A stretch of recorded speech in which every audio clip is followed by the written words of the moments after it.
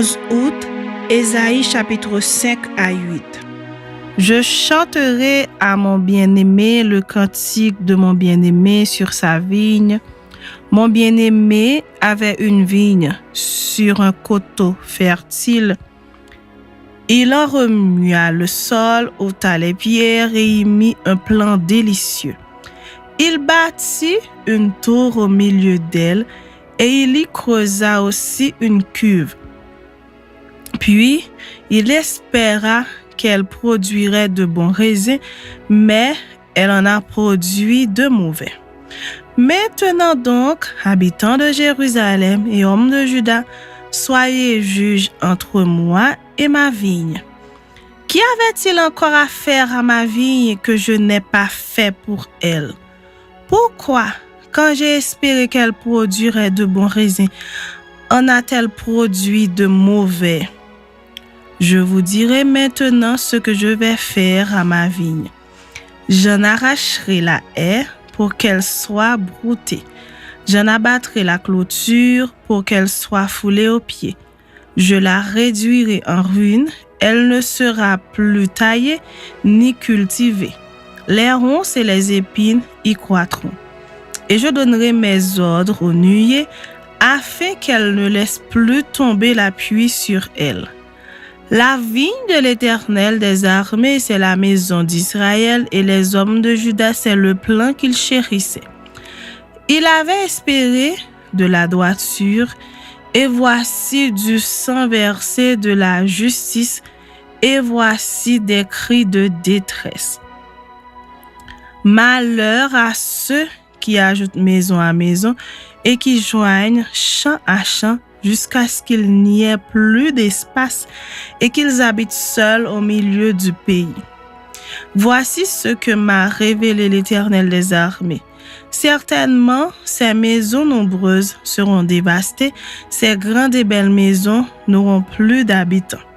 Même 10 arpents de vigne ne produiront qu'un batte, et un homère de semences ne produira qu'un épha.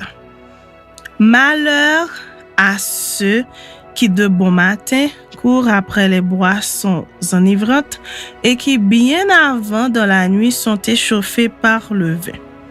La harpe et le luth, le tambourin, la flûte et le vin animent leur festin. Mais ils ne prennent point garde à l'œuvre de l'Éternel et ils ne voient point le travail de ses mains. C'est pourquoi mon peuple sera soudain emmené captif, sa noblesse mourra de faim et sa multitude sera desséchée par la soif. C'est pourquoi le séjour de mort ouvre sa bouche, élargit sa gueule outre mesure. Alors descendent la magnificence et la richesse de Sion et sa foule bruyante et joyeuse. Les petits seront abattus, les grands seront humiliés et les regards des hautains seront abaissés. L'Éternel des armées sera élevé par le jugement et le Dieu saint sera sanctifié par la justice. Des brebis paîtront comme sur leur pâturage et des étrangers dévoreront les possessions ruinées des riches. Malheur à ceux qui tirent l'iniquité avec les cordes du vice et le péché comme avec les traits d'un char, et qui disent qu'ils hâtent, qu'ils accélèrent son œuvre afin que nous la voyions, que le décret du Saint d'Israël arrive et s'exécute afin que nous le connaissions. Malheur à ceux qui appellent le mal bien et le bien mal, qui changent les ténèbres en lumière et la lumière en ténèbres, qui changent l'amertume en douceur et la douceur en amertume. Malheur à ceux qui sont sages à leurs yeux et qui se croient intelligents. Malheur à ceux qui ont de la bravoure pour boire du vin et de la vaillance pour mêler des liqueurs fortes, qui justifient le coupable pour un présent et enlèvent aux innocents leurs droits. C'est pourquoi, comme une langue de feu dévore le chaume, et comme la flamme consume l'herbe sèche, ainsi leur racine sera comme de la pourriture et leurs fleurs se dissipera comme de la poussière. Car ils ont dédaigné la loi de l'Éternel des armées et ils ont méprisé la parole du Saint d'Israël. C'est pourquoi la colère de l'Éternel s'enflamme contre son peuple, il étend sa main sur lui et il le frappe. Les montagnes s'ébranlent et les cadavres sont comme des balayures au milieu des rues. Malgré tout cela, sa colère ne s'apaise point et sa main est encore étendue. Il élève une bannière pour les peuples lointains et il en siffle un des extrémités de la terre et voici il arrive avec promptitude et légèreté. Nul n'est fatigué, nul ne chancelle de lassitude, personne ne sommeille ni ne dort. Aucun n'a la ceinture de ses reins détachée, ni la courroie de ses souliers rompue. Ses flèches sont aiguillées et tous ses arcs tendus. Les sabots de ses chevaux ressemblent à des cailloux et les roues de ses chars à un tourbillon. Son rugissement est comme celui d'une lionne. Il rugit comme des lionceaux, il gronde et saisit la proie, il l'emporte et personne ne vient au secours. En ce jour, il y aura près de lui un mugissement comme celui d'une tempête sur mer. En regardant la terre, on ne verra que ténèbres avec des alternatives d'angoisse et d'espérance. Au ciel, l'obscurité régnera. Chapitre 6. L'année de la mort du roi Osias, je vis le Seigneur assis sur un trône très élevé et les pans de sa robe remplissent le temple. Des séraphins se tenaient au-dessus de lui. Ils avaient chacun 6 ailes, 2 dont ils se couvraient la face, 2 dont ils se couvraient les pieds et 2 dont ils se servaient pour voler. Ils criaient l'un à l'autre et disaient « Saint, Saint, Saint est l'Éternel des armées, toute la terre est pleine de sa gloire. » Les portes furent ébranlées dans leurs fondements par la voix qui retentissait et la maison se remplit de fumée. Alors je dis, malheur à moi, je suis perdu, car je suis un homme dont les lèvres sont impures, j'habite au milieu d'un peuple dont les lèvres sont impures, et mes yeux ont vu le roi, l'Éternel des armées.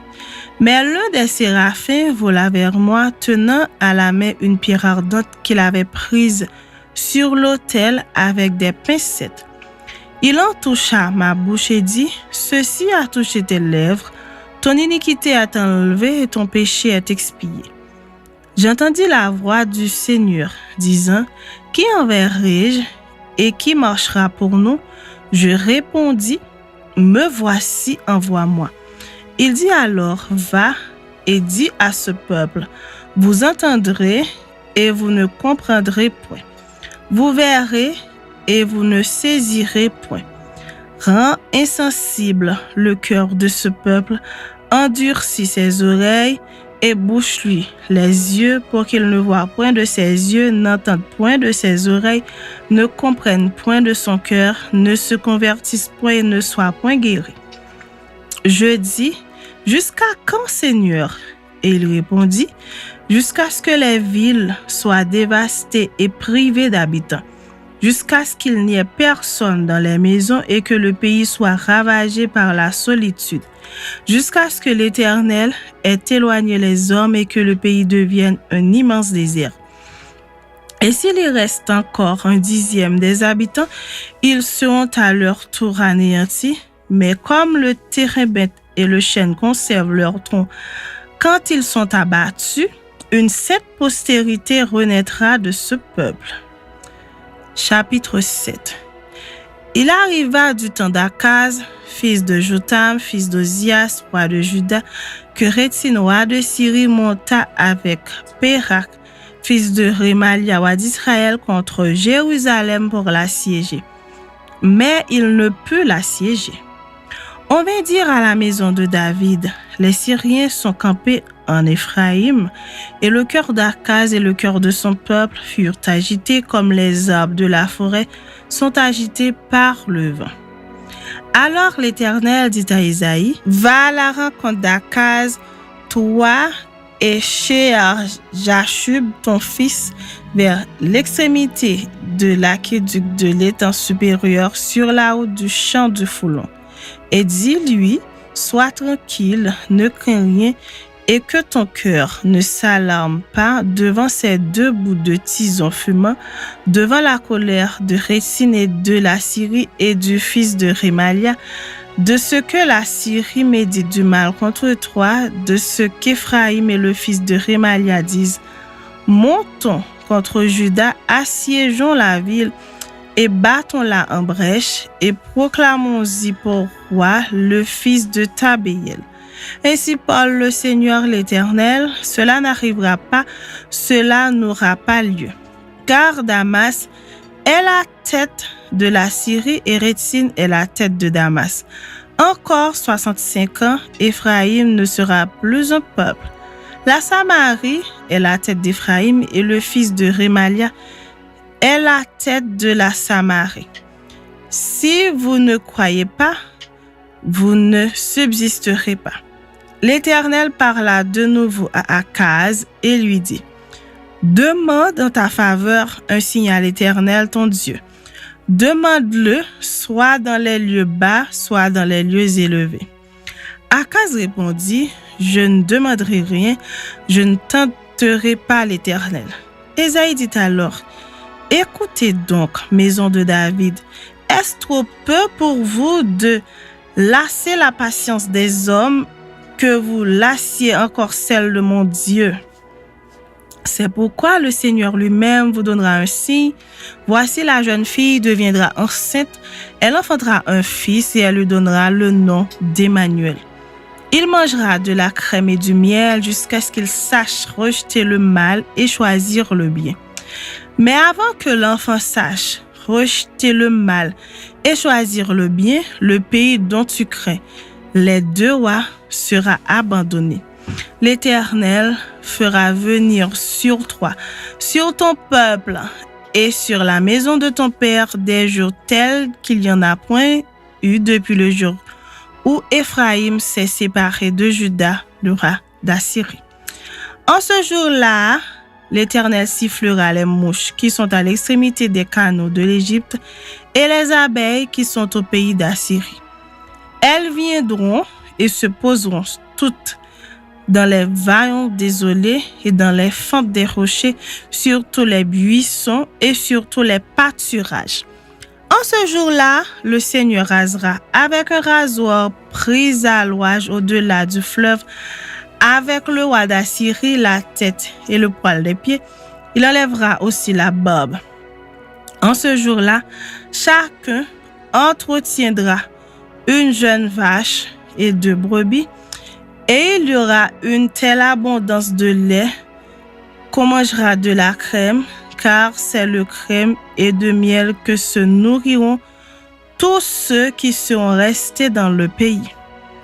En ce jour-là, tout lieu qui contiendra 1000 ceps de vigne, valant 1000 cycles d'argent, sera livré aux ronces et aux épines. On y entrera avec les flèches et avec l'arc, car tout le pays ne sera que ronces et épines. Et toutes les montagnes que l'on cultivait avec la bêche ne seront plus fréquentées par crainte des ronces et des épines. On y lâchera le bœuf et la brebis enfoulera le sol. Chapitre 8. L'Éternel me dit, prends une grande table et écrit dessus d'une manière intelligible, qu'on se hâte de piller, qu'on se précipite sur le butin. Je pris avec moi des témoins dignes de foi, le sacrificateur Uri et Zacharie fils de Bérekia. Je m'étais approché de la prophétesse, elle conçut et elle enfanta un fils. L'Éternel me dit, donne-lui pour nom Maher Shalal Kashbaz. Car avant que l'enfant sache dire mon père, ma mère, on emportera devant le roi d'Assyrie les richesses de Damas et le butin de Samarie. L'Éternel me parla encore et me dit, Parce que ce peuple a méprisé les eaux de Siloé qui coulent doucement et qu'il s'est réjoui au sujet du rétiné du fils de Rémalia, voici le Seigneur va faire monter contre les puissantes et grandes eaux du fleuve le roi d'Assyrie et toute sa gloire. Il s'élèvera partout au-dessus de son lit et il se répandra sur toutes ses rives. Il pénétrera dans Juda, il débordera et inondera, il atteindra jusqu'au cou. Le déploiement de ses ailes remplira l'étendue de ton pays, ô Emmanuel. Poussez des cris de guerre, peuple, et vous serez brisés. Prêtez l'oreille, vous tous qui habitez au loin, préparez-vous au combat et vous serez brisés. Préparez-vous au combat et vous serez brisés. Formez des projets et ils seront anéantis. Donnez des ordres et ils seront sans effet, car Dieu est avec nous. Ainsi m'a parlé l'Éternel quand sa main me saisit et qu'il m'avertit de ne pas marcher dans la voie de ce peuple. N'appelez pas conjuration tout ce que ce peuple appelle conjuration. Ne craignez pas ce qu'il craint et ne soyez pas effrayés. C'est l'Éternel des armées que vous devez sanctifier, c'est lui que vous devez craindre et redouter. Et il sera un sanctuaire, mais aussi une pierre d'achoppement, un rocher de scandale pour les deux maisons d'Israël, un filet et un piège pour les habitants de Jérusalem. Plusieurs trébucheront, ils tomberont et se briseront, ils seront enlacés et pris. Enveloppe cet oracle, scelle cette révélation parmi ses disciples. J'espère en l'Éternel qui cache sa face à la maison de Jacob. Je place en lui ma confiance. Voici, moi et les enfants que l'Éternel m'a donnés, nous sommes des signes et des présages en Israël de la part de l'Éternel des armées qui habite sur la montagne de Sion. Si l'on vous dit, consultez ceux qui évoquent les morts et ceux qui prédisent l'avenir, qui poussent des sifflements et des soupirs, répondez, un peuple ne consultera-t-il pas son Dieu? S'arrêtera-t-il aux morts en faveur des vivants? À la loi et au témoignage, si l'on ne parle pas ainsi, il n'y aura point d'aurore pour le peuple. Il sera errant dans le pays, accablé et affamé, et quand il aura faim, il s'irritera, maudira son roi et son Dieu et tournera les yeux en haut. Puis il regardera vers la terre et voici il n'y aura que détresse, obscurité et de sombres angoisses. Il sera repoussé dans d'épaisses ténèbres. Mais les ténèbres ne régneront pas toujours sur la terre où il y a maintenant des angoisses. Si les temps passés ont couvert d'opprobre le pays de Zabulon et le pays de Nephtali, les temps à venir couvriront de gloire la contrée voisine de la mer au-delà du Jourdain, le territoire des Gentilles.